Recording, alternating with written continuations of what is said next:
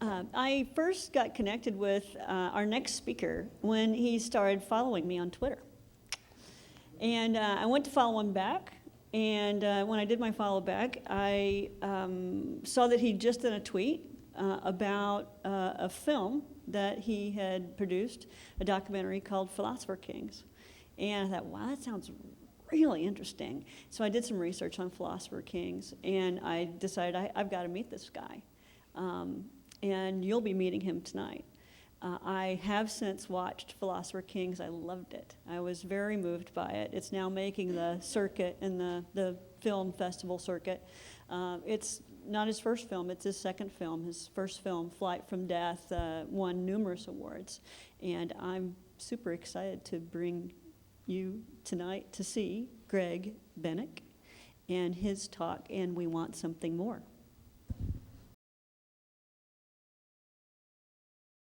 Hi, I'm Greg Bennick, and I'd like to show you a picture of my band, actually. My band playing live in Chicago about 3 months ago. As you can see, we're a folk band. One of the reasons I like this picture so much is because this picture, for me, is a culmination of a number of artists of the human spirit who have come together to share of their vulnerability, their passion, their anxiety, their fear, and their hope. One of the lyrics that inspired this moment, a lyric from the band, is, "We are the tortured and insane, disillusioned and mundane, unknown and unnamed, desperate and enslaved, and we want something more." So the title of my talk is, "And We Want Something More, Passion, Creativity, and the Human Condition." My thought is, if we're looking for clues on how to best live our lives, that we can turn to the process followed by artists as they transform nothingness into art for clues on how better to live. So, passion, creativity, and the human condition. Passion is the sense that we want to engage fully and embrace the abundance that life has to offer. Creativity is the process through which we take elements of the world around us and transform them into something new that reflect what we want, what we need, what we can imagine. The human condition is that we have limited time. And in the midst of that limited time, we're going to encounter adversity. But we have a way out. We can reason and we can create. We can transform the world around us into something new. Each one of us has a limited number of seconds to live. The heart beating in each of our chests is like a clock, ticking seconds down, slowly to zero. Given that limited number of seconds, a number unique to each person here tonight, the question becomes, what are we going to do with our time? What are we going to do with that extremely valuable time? After all, a number of those seconds are already accounted for. We need seconds for sleeping. We need seconds for eating. We need precious seconds for emailing, for twittering, for texting, for Facebooking. Greg Bennick is on stage at TEDx, updating everyone about how he's on stage, talking about being on stage at TEDx. Update. The question becomes, with the seconds left, what are we going to do with the time we have left? What does it mean to want something more? How do we solve the problem of the human condition? My suggestion is that we use our creativity.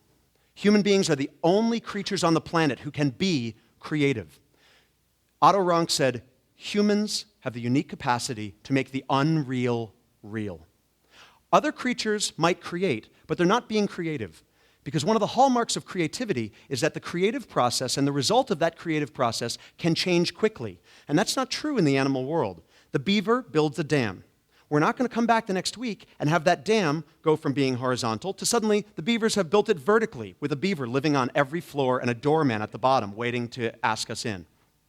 We can invent what we want in our lives, be that a conference, a speech, a wristwatch. We can start from nothing, from being emotionally void, and we can end up entirely full. As an artist, my job is to transform the elements of my life into something new. This is transformation. This is process. We can take the ways we've been hurt. We can take our experiences, and from them we can create something new. The problem is that oftentimes we don't see ourselves as artists. Artists are other people. The dancer is an artist. The singer is an artist. The painter is an artist. My suggestion is that the most creative person that we encounter all month might be the person that sweeps up after we leave here tonight, or who emptied the waste paper basket in your office this morning.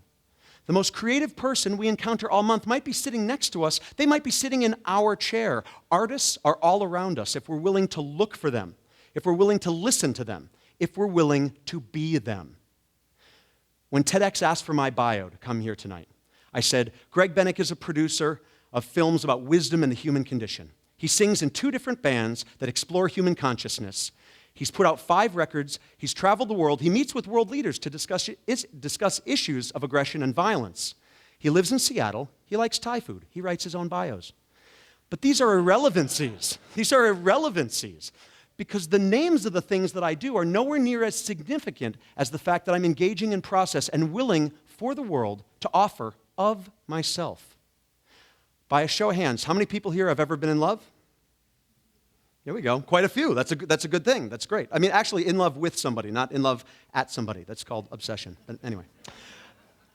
The reason I bring it up is because falling in love is the creative process personified. It's the artist process. You start from a position of having nothing. Maybe you're terrified. Maybe you're concerned. Maybe you're unsure. But then giving of yourself, you enter into the unknown. And in entering into the unknown, hopefully you transform the unknown into something beautiful that is known. A few months ago, I was at White Cliff Park in Vancouver, BC. And if any of you have been to White Cliff Park, you know that as you walk down to the water, there's a path of boulders leading out into the water 400 feet that you can walk on and make your way out to an island that you can then climb over. And I climbed over the island, and I sat with my laptop, and I did some work for a couple hours until the sun went down. Well, after the sun went down, or started to go down, I walked back over the island. I got back down to the water line, and as I stood there on the shoreline, I looked out, and I was shocked because the tide had come in. And where there was a pathway of boulders 400 feet long before, now there was only icy, rushing water. First thought, I'm doomed. Second thought, I'm going to have to stay on this island overnight. Third thought, a reaction. Lift the laptop over the head, deep breath, step into the water. Thankfully for me, my foot hit a rock. That's a good thing.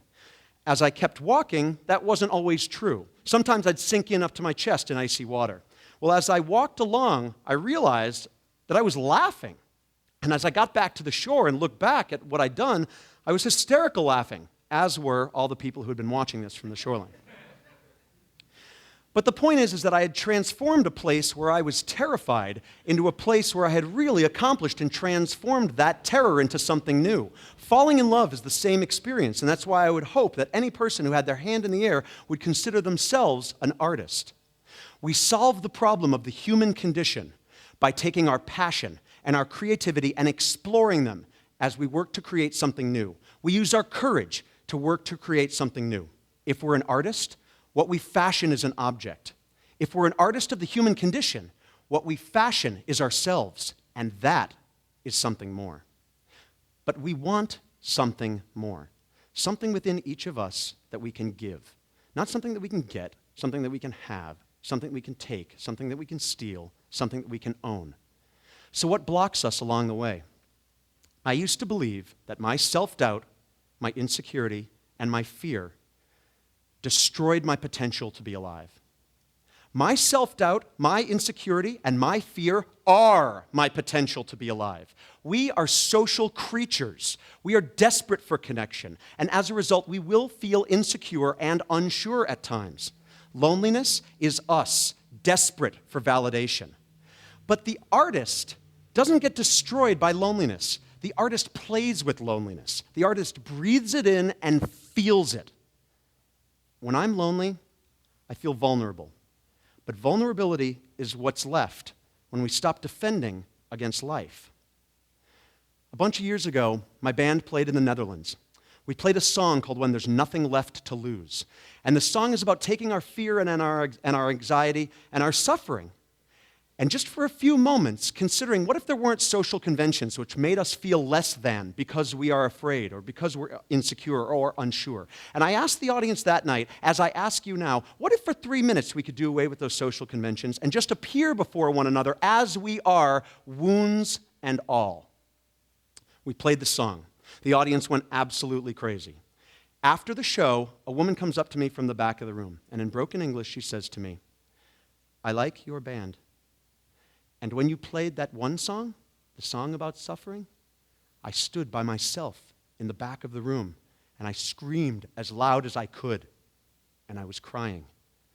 She took a deep breath in, and she said, "Thank you."